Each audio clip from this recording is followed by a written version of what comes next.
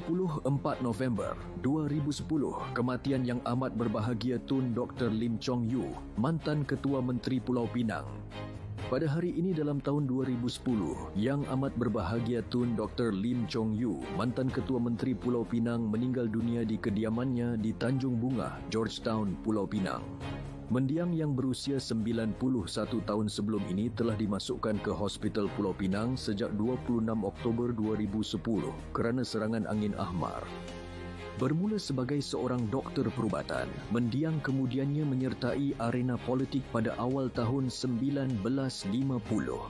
Kariernya dalam bidang politik mencapai tahap kemuncak apabila dilantik sebagai Ketua Menteri Pulau Pinang bermula daripada bulan Mei 1969 hingga Oktober 1990.